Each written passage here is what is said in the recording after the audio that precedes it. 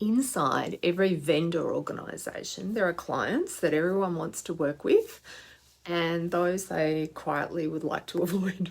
If you want to win the long game, you need to be the partner that they prioritise, not the one they tolerate. I'm Leonie McCarthy and I've spent lots of years turning vendor relationships into partnerships. In this episode, I'll share some suggestions on how to evolve your vendor relationships from transactional to relational so that you're always top of mind when the next big innovation or opportunity comes across their desks. Share information as relationship currency.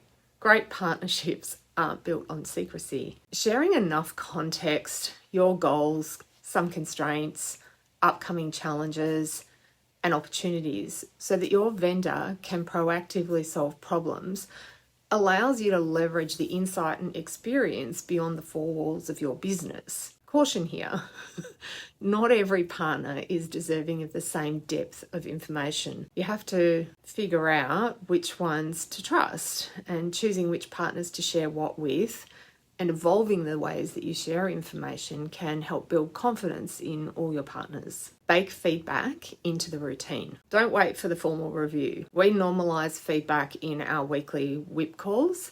So whatever the cadence of your calls are, just talk about what's working and what's not, and that's as simple as it needs to be. There's no need to get emotionally charged about it. Just look for small improvements and ways to lift the team and the work ahead. A retail team that we worked with added a team health check to the weekly call, and the team health check just included whether or not people were on leave for illness or had planned leave ahead.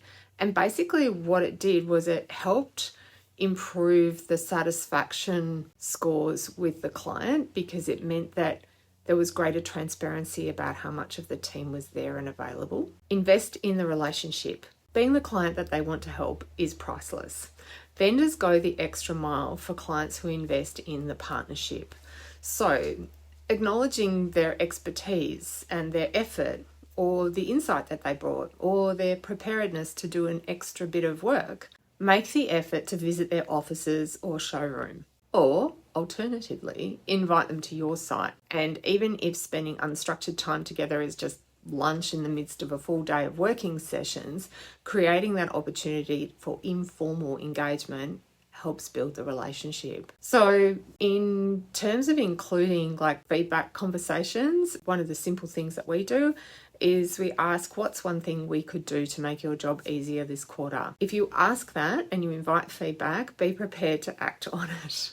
That sort of then talks to evolving performance and preparing for change, tracking more than just SLAs, whatever's included in the contract. Finding a way to be able to measure innovation and trust is it's a really hard thing to measure because it's very subjective, but it is something that you want to try and keep an eye on. There are ways to ask the question so that you can tell if it's declining or improving. So potentially thinking about quarterly reviews in a different way, maybe pulling together a scorecard that includes something along the lines of innovation, ideas, trust, velocity, customer impact. It keeps both sides focused on growth, not just maintenance, and it also keeps you focused on the end customer. So just thinking that through or summarising that back, as well as quarterly reviews for performance and SLA, consider adding some other insight and innovation elements to the list of talking points where you and your vendor share what's coming up in your next period. Winning the long game with vendors means showing up as a true partner, sharing context, giving and receiving feedback, and then investing in the relationship. If you want tailored support or want to talk through your own vendor strategy, book a call or grab my book below. I'm Leonie. Thanks for watching. I'll see you in the next episode.